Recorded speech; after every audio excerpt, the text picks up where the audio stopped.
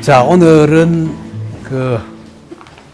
헬델린 저 책에 있기 때문에 책을 읽어보면 되기 때문에 비교적 오늘은 간략하게 빨리 하고 11월 합평을 오랫동안 할 생각입니다. 예정은 그렇고 이제 이거 끝나면 다음 주가 베토벤이 되거든요. 베토벤은 굉장히 여러분들이 대중적이고 재미있기 때문에 베토벤 할 때는 좀 결석하지 말도록 미리 예고를 해주세요. 그래서 가능하면 오늘 이걸 끝내려고 그럽니다. 헬델리는 책이 있기 때문에. 자, 이 제목을 제가 우리를 슬프게 만드는 시인 이렇게 했는데, 이 제목은 여러분도 다 아시는 안톤 슈낙의 우리를 슬프게 하는 것들의 수필, 세계적인 명수필이죠. 그 수필의 형식은 뭡니까? 이러면 여러분들이 평론만 몇 년 나왔으면 딱 뭐라고 알아야 되거든. 안톤 슈낙의 우리를 슬프게 하는 것들은 수필 형식은 뭐냐? 나열법. 안톤 슈낙이 생각하기에 우리를 슬프게 하는 모든 요인을 인간 세상에서 쭉 다 찾은 거예요. 여러분들도 우리를 슬프게 하는 것들도 쓰면 되는 거야. 최인훈 씨가 젊었을 때 쓴 수필 중에 우리를 슬프게 하는 것들이라는 수필이 있어요. 안톤 슈낙보다 더 좋아요. 왜 더 좋으냐? 안톤 슈낙은 독일의 상황이고 최인훈은 한국적 상황을 썼거든. 거기 보면 이런 구절이 있어요. 나도 그때 탐복을 한 게 첫 구절이 뭐냐면은 안톤 슈낙의 첫 구절은 뭡니까? 기억도 안 나죠? 참 평론만 하면서. 예? 울음 우는 아이는 우리를 슬프게 한다. 울음 우는 아이는 우리를 슬프게. 그냥 나도 그게 명문인 줄 알았거든. 근데 그걸 최인훈은 어떻게 바꿨었느냐? 배가 고파 우는 아이는 우리를 슬프게 한다. 이래 바꿉니다. 그 수필을 갖다 놓고 그대로 한국적인 상황을 딱 대입한 거예요. 안톤 슈낙 수필을 보면 항상 닫혀있는 애인의 창문 뭐 그런 것도 있거든요. 그걸 최인훈은 어떻게 바꿨느냐? 항상 닫혀있는 경원선 출찰구. 서울역에 가면은 내가 그 수필 읽고 일부러 서울역을 가봤어요. 왜냐하면 경원선은 없거든. 없잖아요. 경원선 닫혀진 지 오랜데. 그래서 이상하다. 경원선 출찰구도 있나? 가보니까 있었어요. 그 뒤에 보니까 없어졌어요. 출찰구는 옛날에 만들던 걸 그대로 서울역 뒀단 말이에요. 그런 걸 우리는 몰랐죠. 자기는 고향이 함경도이기 때문에 그리 가야 되니까 서울역 가서 내가 고향 간다면은 어디서 표를 사야 되지 하고 찾아본 거예요. 그게 수필입니다. 수필 형식이에요. 자, 바로 근데 저 기행에, 저 문학 기행에 285쪽부터 322쪽까지 제가 이 헬델린을 썼습니다. 그러니까 그걸 읽어보시면서 하는데, 이제 안톤 슈낙 수필이 이겁니다. 헬델린의 시장하는 거. 헬델린 시구절 하나하나가 다 안톤 슈낙이 보기에는 너무 슬프다. 그래 본 거예요. 근데 사실 내가 좀 객관적으로 정확하게 냉철하게 말하면은 헬델린이 뭐 그렇게 위대한 시인은 아니거든요. 뭐 괴테나 하이네보다도 못한데 왜 저렇게 애달프고 재평가 받느냐. 오늘 여러분 다 하면 아시겠지만은 만년은 완전히 미쳐서 있다가 죽은 불행한 시인이에요. 아주 불행한 시인이에요. 그래서 별로 평가를 못 받았습니다. 그러다가 20세기 들어와서 이제 주로 루카치에 의해서 유명한 평론가 루카치라든가 이런 20세기 뛰어난 평론가들이 이 사람을 딱 주목한 거예요. 이 사람 그냥 미칠 수 없다. 이래가지고 주목해서 부각시켜서 보니까 이렇거든. 이래서 이제 우리나라도 헬델린에 대한 재평가 때문에 되살아난 시인이 누구냐? 이상입니다. 이상은 헬델린에 비하면 제정신이에요. 헬델린은 그보다 훨씬 더 도수가 높은 헷가닥이고, 이상은 그냥 가끔가다 헷가닥이거든. 이게 한 35년 동안, 35세 이상은 죽을 때까지 계속 영원한 헷가닥으로 산 사람이에요. 이제 이상 같은 걸 그냥 버려놨다가 헬델린 보면 완전 순수 시예요. 순수인데 그 속에서 왜 이 사람이 이런 시를 썼느냐고 연구하다 보니까 그 당시 역사적인 배경이 나오는 겁니다. 그래서 이제 재평가 받아가지고 지금은 뭐 헬때리를 가면 굉장히 높이 평가받습니다. 이런 건데. 근데 이거는 아무나 할 수 없어요. 왜냐하면은 저렇게 유명해지려면은 신은 못 쓰더라도 그만큼 불행해야 돼요. 둘 다 일찍 죽고 이래야 되는데 이 사람은 이상은 일찍 죽었지만 이 사람은 70몇 세 오래 살았어요. 근데 그 후반생은 헷가닥으로 살았기 때문에 사나 마나야. 그런데 여러분들 안 유명해도 되니까 헷가닥 하지 마세요. 자, 제 대표적인 시집이 이제 빵과 포도주라는 게 우리나라에 번역되어 있습니다. 번역되어 있는 책 보시면은 여기 헬델리의 대표작 몇 개는 다 볼 수 있는 거고, 빵과 포도주 보면 가장 유명한 구절, 우리나라 평론가들이 가장 즐겨서 인용하는 구절이 궁핍한 시대의 시인들은 왜 존재하는가를 나는 모른다. 이거 이제 번역을 여러 가지로 해요. 한데 이제 이걸 이제 가장 주목하는 건 누구냐면 하이데거예요. 하이데거. 독일의 철학자 하이데거 있죠.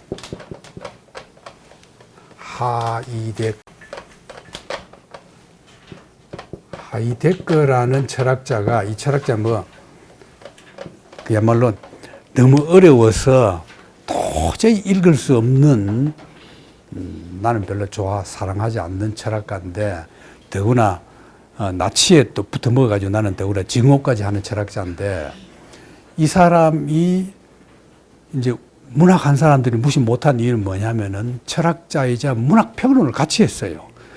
독일의 철학자로 가장 문학평론을 많이 쓴 사람입니다. 이 사람이 쓴 평론집 중에 궁핍한 시대의 시인, 그런 평론집이 있어요. 일본말로, 난 그때 우리나라 번역 안 되고 일본말로 번역된 거 요만한 건데, 그걸 읽으면요, 이 하이데거 철학자들이 얼마나 사유가 깊은가를, 그게 뭐냐, 완전히 획del릴론이에요. 그 첫 구절이, 그래서 이 궁핍한 시대에 무엇을 위한 시인인가? 이 구절 딱 인용하면서, 그러면서 궁핍한 시대란 뭐냐? 궁핍한 시대가 뭐예요? 배고픈 시대가? 그게 아니야. 하이데거 해석에 의하면은 신이 없는 시대, 어둠의 시대, 밤의 시대, 뭐 그런 걸 해가지고 그냥 그 헬델린이 살았던 시대 그 어둠을 쫙 이렇게 쓰면서 한 구절 한 구절 풀이해 나가는데, 그야말로 그 평론의 한 작품을 분석하는 평론으로는 최고 수준의 평론이란 말이죠. 그래서 이제 우리나라에서는 김우창 선생 알죠? 고대 영문과 명예교수 김우창 그 평론집 중에 똑같은 제목의 평론이 있어요. 궁핍한 시대의 시인. 그건 누구냐? 만해 한용운론입니다. 그건 좀 내가 볼 때는 좀 무수는 안 맞아요. 왜냐하면 이거는 약간 헷가닥인데, 한용운은 아주 정신이 한 번도 헷가닥한 적이 없는 사람이야. 올바로 제대로 딱 그야말로 민족 투사로 산 사람이기 때문에 안 맞긴 하지만은 궁핍한 시대는 맞은 거야. 이런 궁핍한 시대에는 만해처럼 이렇게 독립운동 그런 걸 해야 된다는 그런 취지로 이제 쓴 게 이제 김우창 선생의 시인이에요. 자, 이게 이제 궁핍한 시대인데 참 멋지지 않아요? 그 시인은 뭐냐? 근데 이제 이 번역이 내가 본 그 하이데거 책은 일본 책이었기 때문에 일본 말로는 그래서 이 궁핍한, 일본 말로는 빈핍한, 그래서 이 빈핍한 시대의 시인은 무엇을 위하여 존재하는가? 그래 번역을 했어요. 여기는 무엇을 위하여, 누굴 위하여 존재하는가? 번역하는 사람에 따라서 이게 다 달라지지만은 뭐 이 구절은 다 내용 겁니다. 그럼 그 시인은 뭐냐? 여러 나라를 비하는 포도주 신의 성스러운, 이 누굽니까? 바카스죠. 사제들과 같다. 사제처럼 그 시대의 정신을 찾아서 밤에 여기저기를 배회하는, 혹은 방황하는, 유랑하는 그 사자와 같다. 그런 구절입니다. 제가 여러분들에게 강의하는 내용은, 첫째는 1번 가면 장영태, 헬델린 생애와 문학 사상 저거고, 이걸 이 강의 중에서 1번은 이거고, 가로 2번 들어가면 이제 바로 이 책입니다. 소설 헬델린 이거고, 세 번째 건 이건데, 세 번째 책은 여러분 책 갖고 있으니까 보면 됩니다. 고향 라우펜입니다. 라우펜. 아, 여기 참 독일 도시는 그 암카는 건 온입니다. 온나요? 뭐 위에 네카우 강변에 라우펜 그런 뜻입니다. 여기 이제 지역이 신앙이 경건주의라는 거예요. 경건주의. 경건주의가 어떤 거냐는 거는 내가 그동안에 여러 번 강의를 했는데 라우펜입니다. 라우펜, 암네카우. 조그마한 도시이기 때문에 지도에 잘 안 나와요. 네카우가 이거거든요. 네카우가 여기서 발원해가지고 쭉 흘러갑니다. 하면서 요거 이제 튜빙겐 이거 알아두세요. 튜빙겐. 헬때는 여기서 대학을 다녀요. 튜빙겐, 니르팅겐 여기도 자주 가요. 이래 갔다 이 부분에 있는 게 네카우입니다. 이 네카우 강변의 라우펜입니다. 라우펜인데 가다 보면은 그 유명한 하이델베르그 대학이 있는데 그 다음에 이제 더 가면은 만하임에서 두 강이 만나요. 여러분 만하임 가면 무슨 생각이 나요? 그렇죠. 예? 슐러가 뭐였어요? 예? 첫 공전한데 탈출해서 지역까지 갔다가 나중에 지역 살아서 15일 지역 사니까 그냥 탈출한 거 아니면 바로 거기도 만나요. 저기거든. 그러면 우리가 슐러 할 때도 네카가 강했죠. 하고. 그러니까 고향이 같은 왕궁, 같은 옛날에 이 시대에 같은 왕궁 밑에서 이시인도 있었고 슐러도 있었다 이 말이에요. 그 네카가 강변이 많은 문인 목객들이 시목객들이 태어났다는 그겁니다. 혈대 있는 생각 이거거든요. 지금 아버지가 공국의 옛날 수도원 관리 직원 소유 관리인 어머니는 목사였다고 이런 겁니다. 아버지 어머니거든. 그 아버지가 2살 때 죽어요. 그 2년 동안 어머니가 아버지 장사 치르고 2년 만에 재혼을 해버립니다. 재혼했는데 그 남자 두 번째 남편이 누구냐 하면은 아버지의 친구였던 고크라는 사람인데 이 사람은 나중에 니르팅겐 이제 지도에 나왔죠. 니르팅겐 거기 시장까지 했습니다. 시장을 하다가 홍수가 나서 대책을 세우러 나갔다가 뭐 병이 걸려가지고 이 아버지가 또 죽어요. 9살에 아버지가 개부터 죽어버립니다. 근데다가 동생들이 또 잇따라 죽어요. 이래서 10살 이전에 여러 죽음들을 겪으면서 인생 무상을 느껴요. 인생 무상. 참 안 됐죠. 인생 무상을 느끼게 됩니다. 그래서 그 고통, 인간의 고통, 죽음을 주는 고통, 이런 것 때문에 아주 그 섬세하고 그 고뇌가 많은 그런 시인으로 자라났다. 이렇게 보는 겁니다. 그 귀향, 이건 이제 그 참고하시면 되고, 그 니르팅겐, 여기도 왔다 갔다 하거든요. 헬델린이. 이제, 그러다가 이제 그 학교에, 14살 때 학교에 들어갔는데, 수도원 부속학교 들어가거든. 그러면 이때, 그, 독일 중산층들이 제일 학교 보내고 싶었을 때 어디라 그랬어요? 신학대학이라 그랬죠. 신학대학. 신학대학이 제일 엘리트들이 가고, 그 다음에 법대, 의대 법대 똑같은 겁니다. 그 신학대학이 저 때만 해도 끝발 나가거든요. 공부 잘하면 무조건 신학대학. 다 부모들은 목사 되길 바랐어요. 그만큼 끝발 나가는 겁니다. 목사 신부 되길 바랐거든요. 요새는 신학대학이 등급으로 따지면 몇 등급 되나?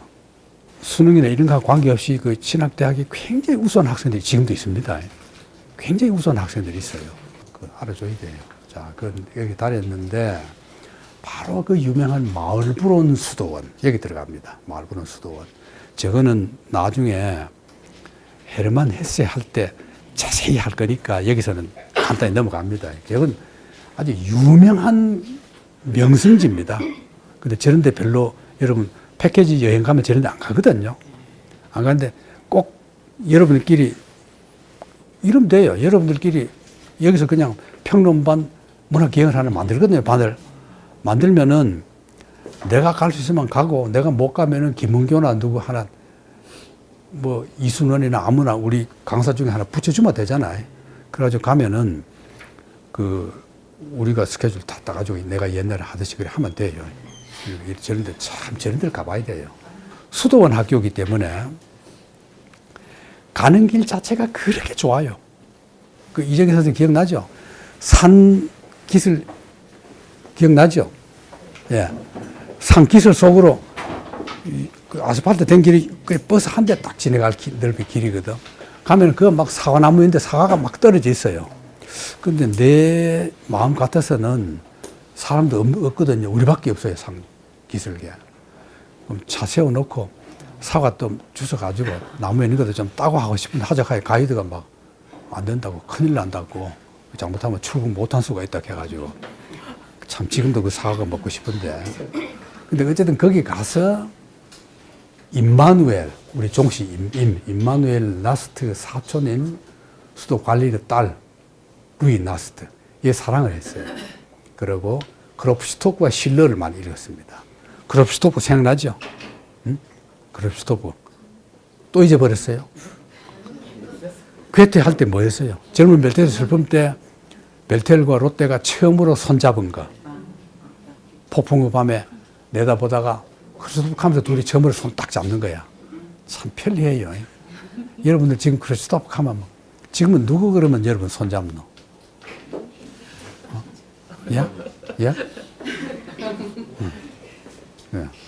이거 나중에 헤스할 때 자세히 하고 어쨌거나 여기 졸업했어요. 아주 얌전하게 졸업해. 이때만 해도 정신이 말짱했어요. 말고는 수도원. 예, 졸업을 하고 학교 규칙 까다로운 거 이거 뭐 말할 것도 없습니다. 억지로 그냥 학교 다니는 거야. 그래가지고 정규 코스입니다. 이 학교 나오면은 그 지역에서 가장 유명한 튜빙겐 신학대학. 튜빙겐 신학대학은 굉장히 유명한 독일에서의 그 1급 신학대학입니다. 들어갔단 말이죠. 들어갔는데 내가 말 이렇게 하고 지내가니까 그렇지 시험 과정이 얼마나 어려운지 몰라요. 들어가서 이제 공부를 하는. 그런데 저기에서도 신학과가 제일 어려워요. 신학과 교수들이 제일 실력 있는 교수들이 신학과예요. 과정도 아마 1년인가 더 많을 거예요. 일반 대학보다. 철학과보다 더 높아요. 신학과가. 그래야 되지 않아요? 신학을 한다면. 어머니는 막 어떻게나 아들을 목사 만들려고 작정한 거예요. 근데 이건 이미 들어가서부터 신학은 간 데 없고 문학만 하고 있습니다. 자, 동창 중에 헤겔, 셸링, 징크레아 있어요. 헤겔, 저는 뭐 같은 방에 있었습니다. 기숙사 같은 방에 있었어요. 아, 대단하죠. 어? 있으면서 이때 이제 프랑스 혁명 때거든요. 문학서 그래서 노골적으로 프랑스 혁명을 지지하는 거예요. 이 대학 안에서는 칸트도 금서입니다. 칸트 못 읽어요. 이때 이제 칸트라는 게 그 이제 불순 철학이야. 기독교에서 볼 때는. 그 자기 여동생이 보낸 편지 중에서 프랑스인들 위해 기도해라. 자코뱅 지지파 친구들과 관련 행사에도 참여하고. 그 프랑스에서 그 망명 왔던 사람들이 가끔씩 이제 대학 같은 데 오면은 그 교수들 몰래 모여가지고 막 밤에 맥주 파티하고 이런 거란 말이죠. 그런 한 겁니다. 다 저랬어요. 다. 저랬거든. 이게 셸링입니다. 셸링인데 나는 철학사를 나도 표적 공부를 굉장히 많이 했는데 셸링에 대해서 난 잘 모르겠어요. 이 사람 나 좋아하지도 않아. 내가 좋아 안 하면 안 봐버리거든요. 근데 이 사람 잘 모르겠어요. 근데 이제 헤겔, 셸링, 헬델린 다 같이 있었는데 헤겔이나 헬델린 기록에 보면은 헤겔과 헬델린은 아주 궁합이 맞아요. 잘 놀긴 했는데 셸링은 좀 뭔가 좀 이 둘하고 해가 별로 사이 안 좋아요. 근데 나이는 제일 어려요. 5살 아래입니다. 근데 공부는 이놈이 더 잘해요. 그 얼마나 수제했는가 알겠죠? 더 잘해요. 5살은 아래입니다. 그러거든. 근데 여기 성격도 보면은 셸링이 더 앞서고 그 위대한 천재 헤겔도 이보다 뒤에 처진 겁니다. 근데 이게 독일 관념론 완성제라고 하는데, 그 다음 징크레어는, 헬델린과 인간적으로 친한 학문이나 사상 이런 것보다 인간적으로 친한 그런 사람이었습니다. 정신병 발병 전에도 도와줬고 발병 난 뒤에도 도와주고 끝까지 자기 능력 될 때까지는 헬델린을 잘 도와준 친구. 나중에 나옵니다. 징크레어는 나오니까 이런 거 외워두세요. 그때 금서였던 게 임마누엘 칸트입니다. 그럼 왜 칸트가 금서였느냐? 왜 금서 같아요? 여러분 지금 보면은 지금은 기독교에서 칸트 다 읽죠. 왜 금서 같아요? 칸트 기본 개념이 뭐예요?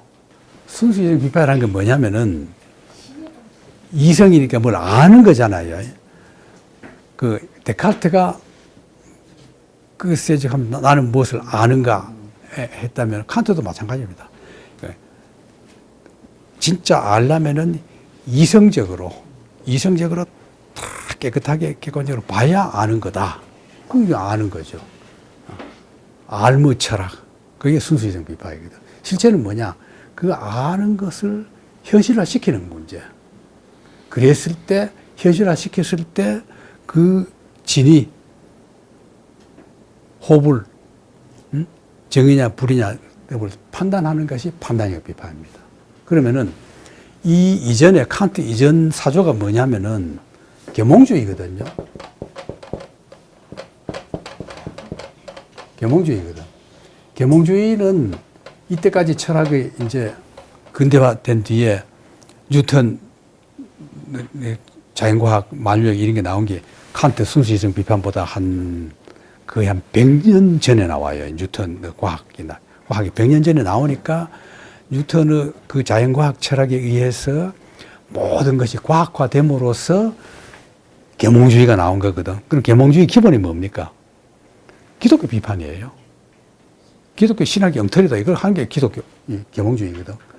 그럼 계몽주의의 한계나 이런 건 뭐냐면 철학보다는 실천에 가까워요. 현실 정치 비판한 데 가까운 거예요. 계몽주의는. 그러니까 계몽주의 프랑스 혁명 아버지 아닙니까? 그런 거거든. 그럼 거기에서 이걸 계몽주의의 약점, 한계를 극복하고 이걸 인간적으로 다 순수하게 철학적으로 따지는 거. 이게 칸트거든요. 그러니까 그 당시로서는 서양 철학상 그래요. 쉽게 말하면 내가 보면은 철학을 전공하지 않는 그 엉터리 철학 학도인 내가 볼 때는 아리스토텔레스를 보고 중간에 다 빼버리고 칸트만 보면 돼요. 그럼 그냥 그 안에 다 포함되는 거예요. 그 다음에 이제 해겔 보고 해겔 뒤에는 자기 마음대로 보고 싶은 건 각자 헤어지는 이래 되거든. 그러니까 여기 이제 칸트가 있단 말이죠.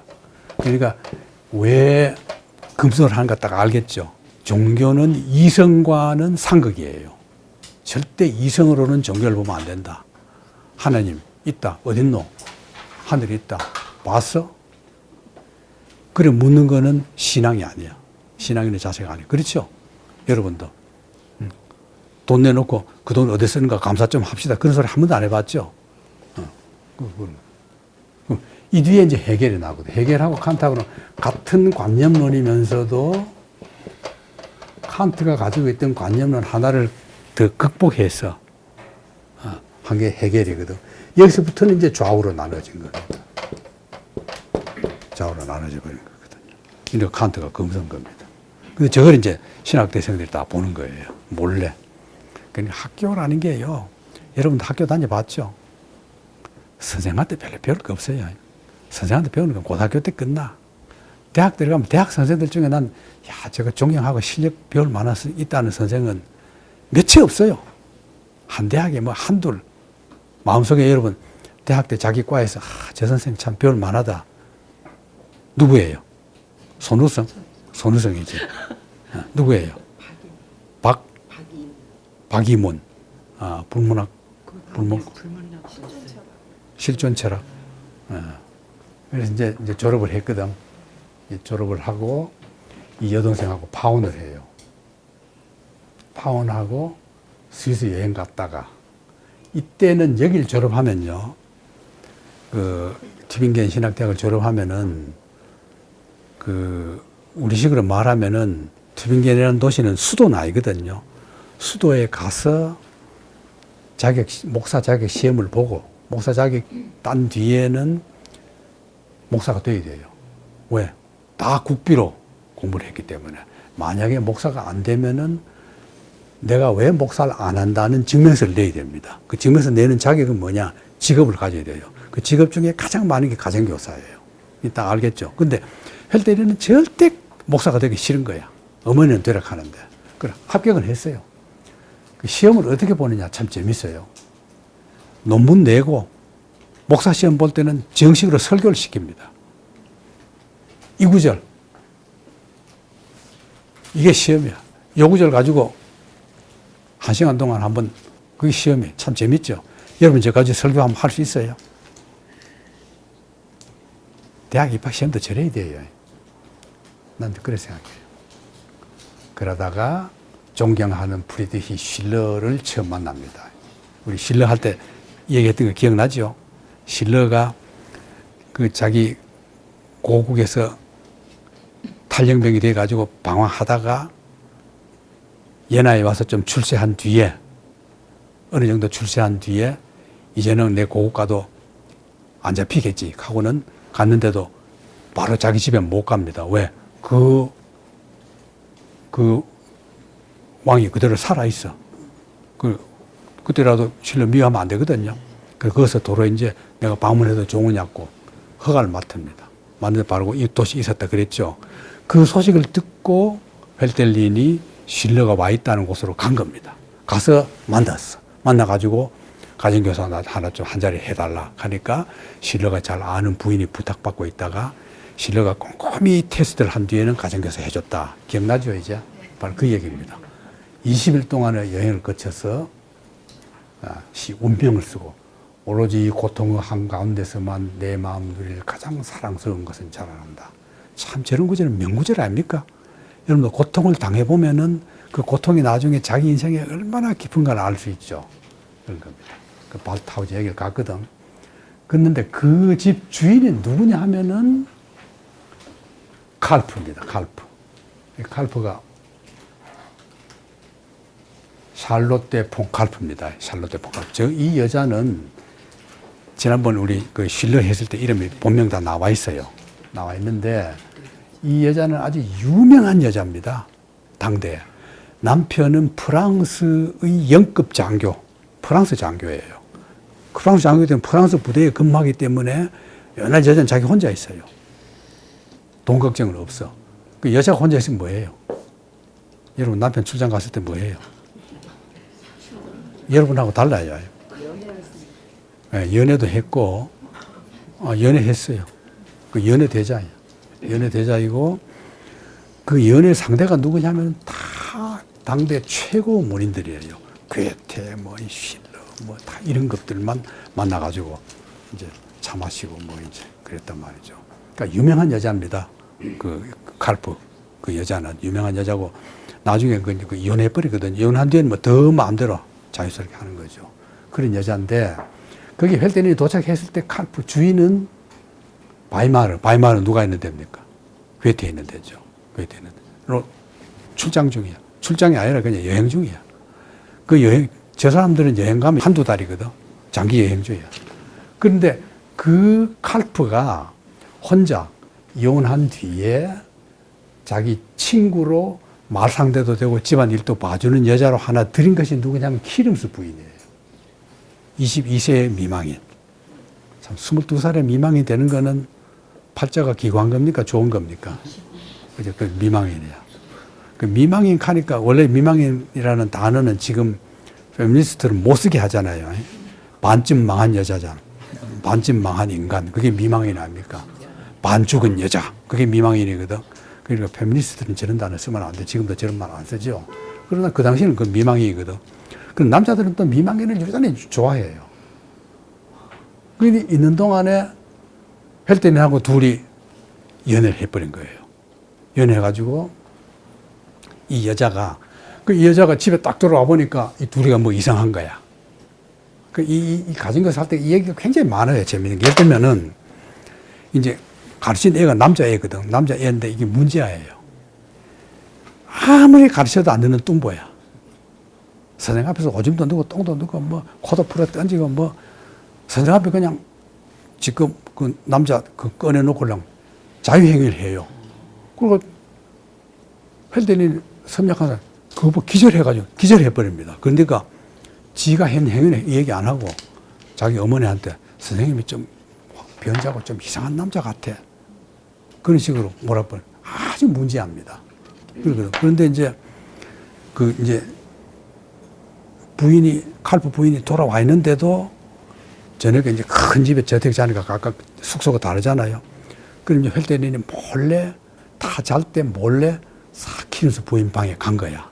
그걸 누가 봐요? 꼭 그 문제 학생 그런 놈이 꼭 그 정도로 일어났다 그런 걸 보는 거예요. 보고 나중에 선생님 뭐라고 막 지한테 꾸중하면은 엄마 선생님 맨날 밤중 되면 그 방에 가는 건데 봤어 하니까 그 주인은 생각도 못한 거죠. 뭐 그런 식으로 이제 일을 막 일으키면 그런데 이제 워낙 어쨌거나 이 집 애는 그동안에 많은 가정교사를 바꿔치기 했는데도 불구하고 헬덴이 제일 좋은 거예요. 그 주인은 말이 있어도 보내기 싫은 거야. 그런 사이입니다. 근데 어쨌거나 이 여자는 떠나요. 떠나가지고 딸 낳아가지고 딸이 죽어버려요. 그 뒤에는 소식을 몰라요. 캐릭은 어떻게 되니까. 내가 아는 자료에는 없어가지고 그냥 떠나가지고 뭐 딴 데 시집 잡아서 살았겠죠. 이때 이제 그 딸이 바로 헬덴이의 딸일 가능성이 있다. 이게 내가 봐도 제가 뭐 맞을 거야. 그 이제 내가 본 자료에 보면은 내가 그 책에도 써놨는데 유망한 유력 용의자 중에는 그 집 주인 프랑스 영급 그 주인 남자 군인, 그 다음에는 그 지역에 제일 끝발 나가는 목사, 또 뭐 무슨 정원사 뭐 이런 몇 가지 몇몇 혐의점이 있는데 누가 봐도 그냥 헬덴이 그냥 범인이야. 헬덴이 그 애인이야. 숨은 애인이다. 이렇게 보는 거죠. 참 저런 거 보면 안 됐죠. 떳떳하게 연애도 못하고. 저 제자. 저 제자가 말이죠. 얼마나 못됐는지 몰라요. 하도 안 돼가지고 연하로 갔어. 연하 둘이 가가지고 하는데 하도 안 되니까 화가 난 때려요. 애 때리는 건 못 듣으니까 그냥 상결치 봉급 미리 주면서 그만둬도 안락하니까 헬덴이 연하에 그대로 남습니다. 연하에. 남아가지고 연하대학. 그 실러 할 때 했죠. 실러가 이 학교 전에 갔잖아요. 교수가 됐잖아요. 역사 가르치러. 그래가지고 대학 이름도 이제 실러 대학이라고 하는데 이게 그 당시 독일에서 최고로 자유로운 대학이었습니다. 그야말로 운동권 대학이에요. 최고로. 거기에 피테라는 철학자가 와 있었습니다. 피테.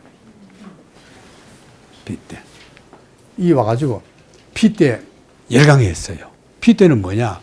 철학을 현실에 적응하는 겁니다. 나중에 독일 국민에게 구하면 그런 거 됐죠. 그 이제 만나가지고 있다가 예나에서 피테 강의 듣고 그 다음 하이델베르그 거쳐서 다시 자기 고향 가까운 데로 생겨 돌아갔다가 이때의 심경은 젊은 시인들에게 여기서 나타난 겁니다. 글 쓰다가 안 되면은 대가들한테 글 보였는데 대가들이 그냥 한마디로 그냥 작살낸다. 기분 나쁘죠? 그러면은 위대한 자연에게 도움을 청해라. 여러분도 그러세요. 안 되면 그냥 여러분 그 베란다에 있는 화분한테 오늘 내 글 갖다 놓으면 이 마무기라는 게 너무나 말도 안 되는 그 지랄지랄 하더라. 꽃아 너는 어떻게 생각하니? 그 화가 풀리는 겁니다. 자, 피테입니다. 독일 국민의 고함했던 피테고, 그리고 두 번째 가정교사로 들어간 것이 이제 헬델리를 완전히 인생을 망치는 겁니다. 공타르 집안이 이게 이제 프랑크푸르트거든요.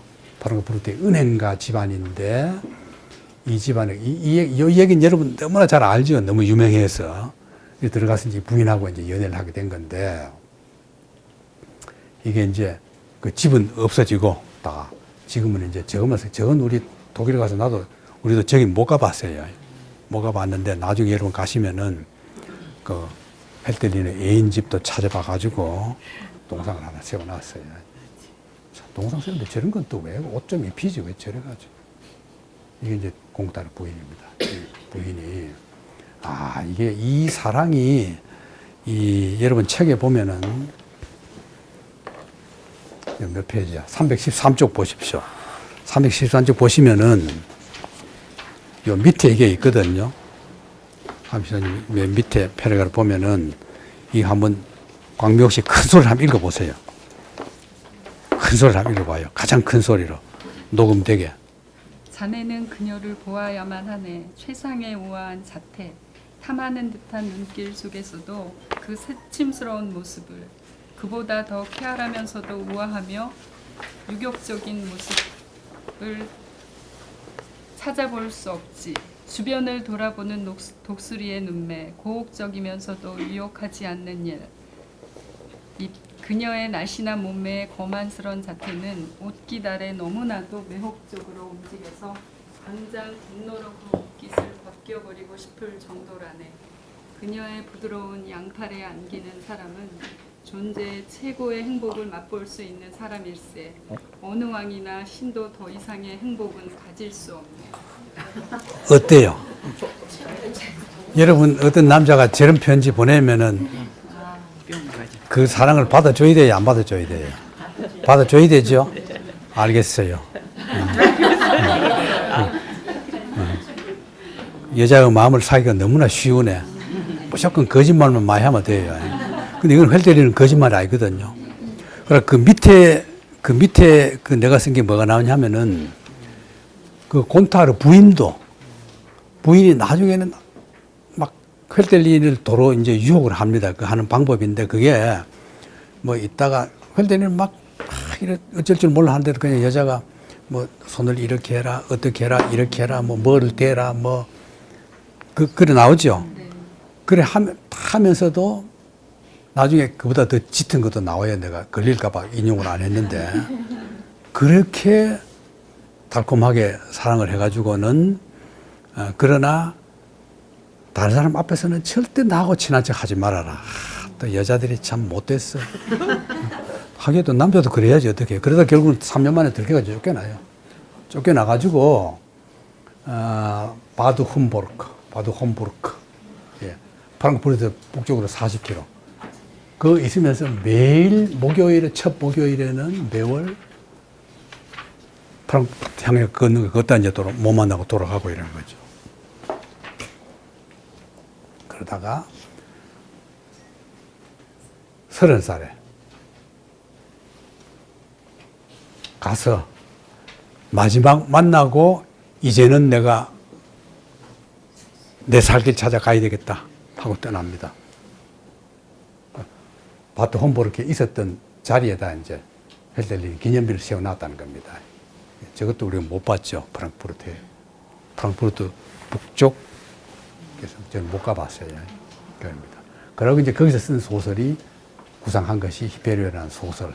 이 소설은 생략을 하고 그래서 다시 스위스로 또 가정교사로 또 가요. 또 가정. 왜냐면 그만두고 조금만 있으면은 독촉자에 와요. 너 빨리 그 목사로 부임해라. 그러거든. 그럼 이제 빨리 구해야 돼. 그럼 급하니까 막 아무거나 구해가지고 또 가정교사 스위스 간 거야. 갔는데 여기는 가자마자 바로 쫓겨나요. 바로 그냥 뭐 잘 안 돼가 쫓겨나 버립니다. 가정교사 우리 없는 거야. 4개월 만에 해고돼요. 그랬다가 이제 신랑한테 제발 날 좀 강사 자리라도 하나 달라. 답도 안 해줘. 아무 답도 없어요. 그 신랑한테 갔을 때 그 괴테도 잠깐 만났다는 얘기가 있어요. 그러다가 마지막 가정교사 자리 얻은 것이 보르도입니다. 보르도, 프랑스 저쪽 그 남서쪽 포도주가 유명한 지역. 보르도 우리 가봤죠. 그거 가는 거예요. 거기 갔는데 바로 쫓겨나요.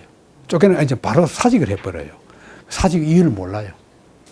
근데 갈 때 그 가는 기록들이 많이 남아 있는데 전개도 보면 저런 게 자세히 나와요. 소설에도 자세히 나오는데 가면서 그냥 온갖 고생을 다 합니다.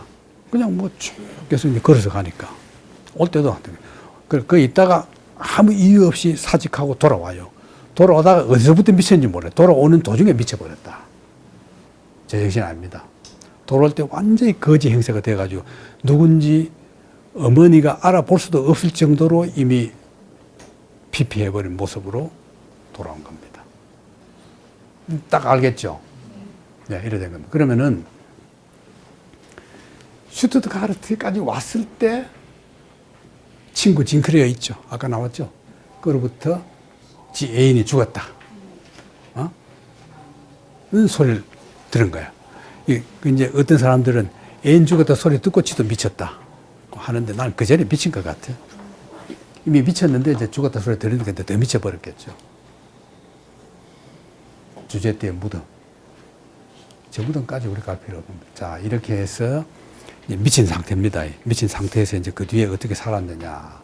그게 이제 헬데르의 후배인데, 징크를 통해서 한 서클에 들어가요. 저게 뭐냐. 그 이제 혁명 서클입니다. 공화주의를 주장하는 혁명 서클이에요. 그게 나중에 다 잡혀요. 그 안에 앞잡이가 있었습니다. 앞잡이가 아예 작정을 하고 들어가서 같이 하다가 밀고 해가지고 다 잡혀갑니다. 근데 별 행동을 안 했거든요. 그런데 다 잡혀가요. 어쨌거나 왕체제 부인하고 공화제를 쉽게 말하면 민주주의 이걸 이제 인정했으니까 잡혀가지고 굉장히 고생을 하거든요. 그래가지고 징크레 7개월 동안 징크레는 갇혀 있고 헬데르는 어떻게 했냐?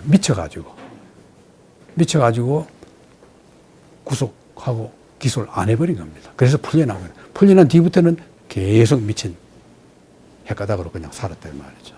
그래서 저 헷가닥이 거짓말이다. 위장정신병자다. 이렇게 해석하는 그 연구자들도 지금 점점 늘어나고 있다 이 말이에요. 그런 건데 저때 쓴 게 이제 엠페도크레스 죽음 썼거든. 그 다음에 유일자. 그건 여러분 자료에 나와 있고, 징크레어가 그 미친 헷가닥 했는데도 불구하고 자기가 관리할 수 있는 범위 내에서 도서관 직원으로 취직을 시켜줘가지고 지 돈으로 봉급을 줘요. 봉급으로. 좀 그렇게 했는데 나중에는 프랑스, 이때 나폴레옹 시대거든요. 그 독일, 영국이 해체돼 버려요. 딴 데로 합쳐버려요. 그러니까 징크레어도 그때까지 가졌던 관리로서 권력이 없어지는 거예요. 지도 해임되는 거예요. 도저히 봐줄 수 없게 돼 버렸죠.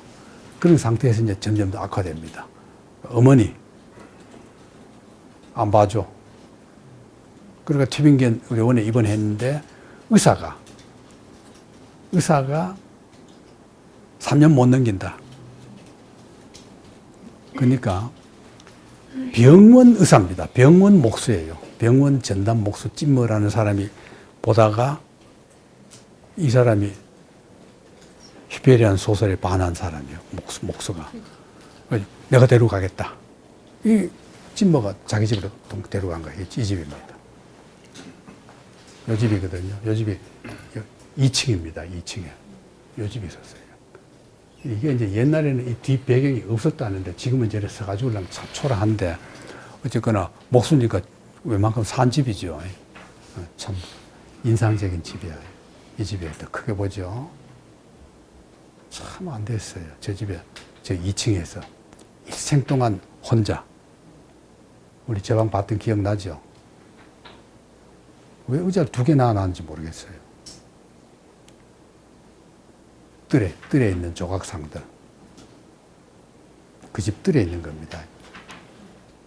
집 안에 있었던 거. 찜버.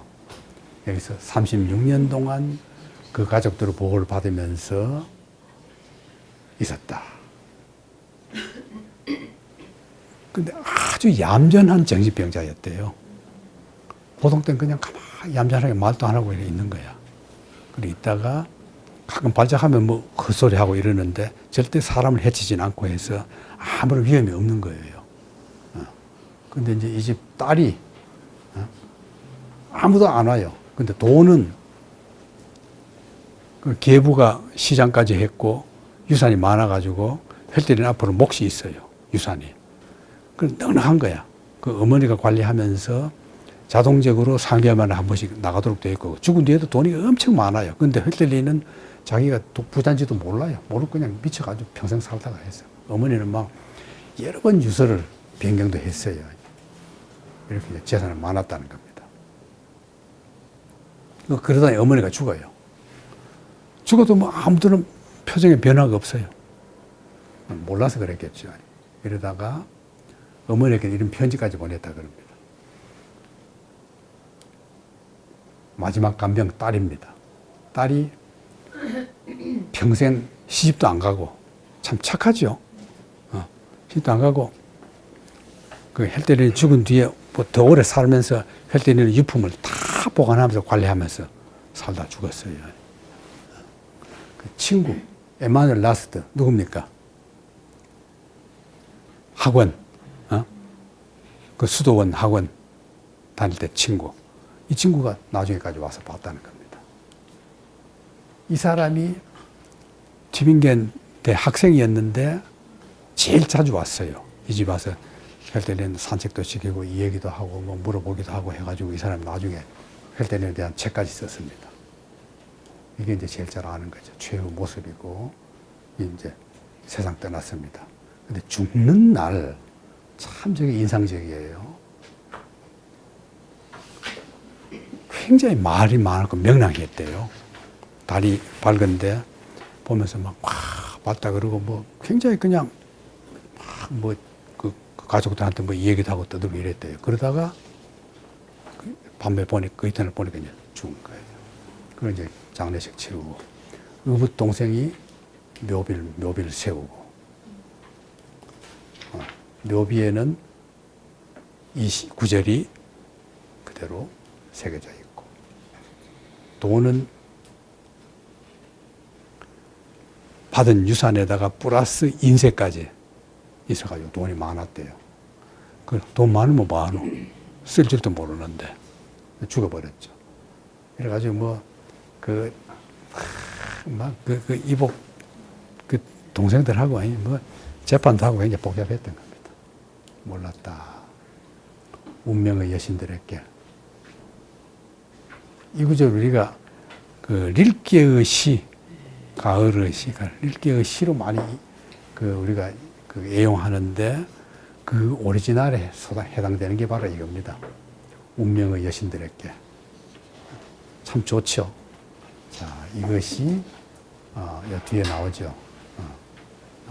이게 이제 헬텔린이 남긴 그 계절을 노래하는 시가 되고 시가 참 좋아요. 이런 거는 몇 편은 참 좋아요. 시인들 유명한 시인도 진짜 좋은 시는 몇 편 없거든요. 그렇지만 뭐 헬텔린도 괜찮은 시인이죠. 이 뒤에 시는 뭐 여러분 나중에 자료 보면 되고 이거는 이제 민중적인 성격을 담은 내용으로 쓴 시가 바로 민중소리라는 시가 되고 그 다음에 이제 이 헬텔린 소설 헬텔린입니다. 소설 헬텔린 내가 여기 다 인용하는데 소설 헬텔린이 많이 나와요. 이 사람 바로 이 사람이 쓴 걸 내가 여기 참고해가지고 다 썼기 때문에 여러분 뭐 참고 안 해도 됩니다. 이제 고별사예요. 시인 켐러가 쓴 거. 그를 참살한 것은 낡은 시대다. 그가 방해를 하고 노하여 청춘의 상을 고집했던 까닭이다. 허나 이미 멀리서 막혔던 역사의 셈이 다시 흐르기 시작하는 소리가 생이 만발하는 소리가 들린다. 시인을 가두지 말라. 그리고 고통스럽게 죽은 자에게 그 피를 되돌려주라. 저런 걸 보면 이제 헬텔린은 완전히 하나의 정신병자로만 보지 않고 역사적인 희생물로, 시대의 희생자로 보는 관점이 이제 뚜렷하게 나타나 있다. 이렇게 볼 수 있는 거죠.